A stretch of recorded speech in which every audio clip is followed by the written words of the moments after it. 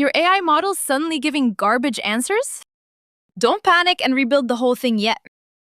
Rebuilding takes weeks and it'll burn your budget, while fixing a test takes minutes. You need to know exactly where to look first to save time. Imagine the lights go out in your kitchen. You don't rip open the walls to rewire the whole house. You just walk down to the basement and check the fuse box. In AI, that fuse box is your evaluation dataset.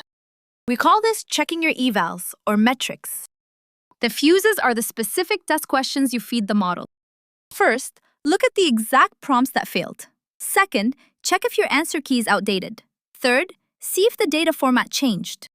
If a fuse is blown, it almost always means your test data is bad, not the model. You just swap the bad test data for good data and the lights come right back on. But here's where the house metaphor breaks. A real fuse just breaks or works, but an AI eval's way more complex.